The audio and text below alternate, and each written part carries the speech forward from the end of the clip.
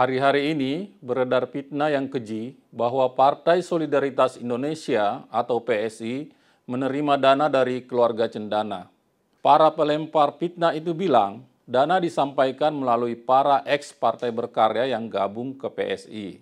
Saya, Badarudin Andi Picunang, yang kini sebagai Ketua Dewan Pertimbangan Nasional PSI, yang ikut membidani lahirnya Partai Berkarya dan menjadi Sekjen dan Sekretaris Majelis Tinggi Partai Berkarya. Partai Berkarya dibangun secara gotong royong. Rumah, kendaraan, harta lainnya melayang demi eksisnya partai ini. Teman-teman di daerah banyak yang merasakan perjuangan menjadikan partai ini jadi peserta pemilu 2019. Dibangun secara swadaya dan tertatih-tatih. Saya ingin menegaskan bahwa berita PSI menerima dana cendana itu semua tidak benar. Itu semua kebohongan. Tentu saja pelempar fitnah itu tak berani muncul saat ditantang Wakil Ketua Dewan Pembina PSI, Sis Grace Natali. Entah sibuk atau memang mentalnya pengecut. Begini cerita yang sebenarnya. Setelah pemilu 2019, ada permintaan dari 2/3 pengurus provinsi dan kabupaten kota untuk menggelar musyawarah nasional luar biasa atau Munaslup. Lewat Munaslup, kita ingin mengevaluasi mengapa berkarya tidak sampai ke Senayan. Kita ingin memperbaiki ke depan. Saat itu, Mas Tommy Soeharto adalah ketua umum. Saya mendukung Munaslup tersebut, bahkan sering disebut sebagai penggagas utama. Mas Tommy rupanya keberatan dengan Munaslup itu. Ramai di media soal penolakan beliau. Saya dipecat, termasuk beberapa petinggi partai lain oleh Mas Tommy. Namun pemecatan tidak menghalangi jalannya Munaslup. Sempat viral pengepungan tempat Munaslup. Dikepung ribuan orang berbadan kekar dan berbaju partai yang dipimpin langsung Mas Tommy. Kelompok Badarudin Andi Picunang melawan cendana.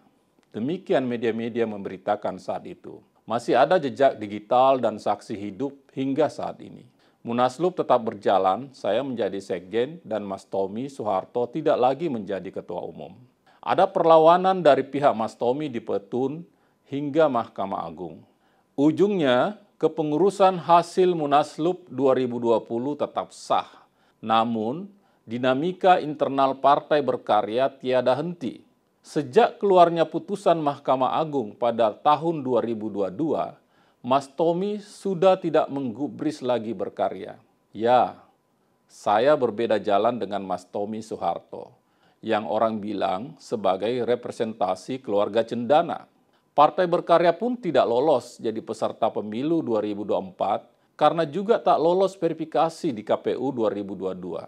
Saya pilih nonaktif karena kegaduhan partai tak berujung. Saya akhirnya masuk bergabung ke PSI awal tahun 2023 ini karena saya sepakat dengan nilai-nilai yang dibangun PSI, anti intoleransi dan anti korupsi.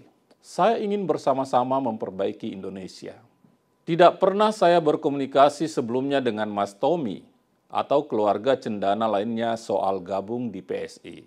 Tidak ada serupiah pun uang Mas Tommy yang masuk ke PSI. Saya jamin itu, demi Allah. Beberapa ex-kantor berkarya memang dijadikan kantor pemenangan PSI.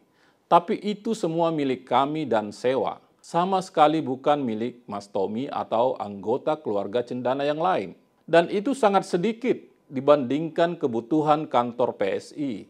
Fitnah yang beredar bilang seluruh kantor DPW DPD PSI disiapkan oleh kader ex-partai berkarya. Itu fitnah yang sangat jahat dan merendahkan kerja keras kader berikut pengurus PSI lain. Semoga menjadi jelas ya, saya berharap cara-cara memfitnah tanpa dasar dan bukti yang jelas ini dihentikan. Tidak sehat untuk demokrasi. Sekali lagi, tidak ada duit cendana masuk ke PSI. Tak Rp1 pun. Silahkan dicek dokumen-dokumen bangunan dan tanahnya. Saya dengan senang hati bisa menunjukkan. Semoga menjadi jelas ya. Sekali lagi, tak ada duit cendana yang masuk ke PSI. Tak ada Rp1 pun. Maaf bila ada salah kata, tetaplah berpikir positif. Salam solidaritas. PSI Partaiku.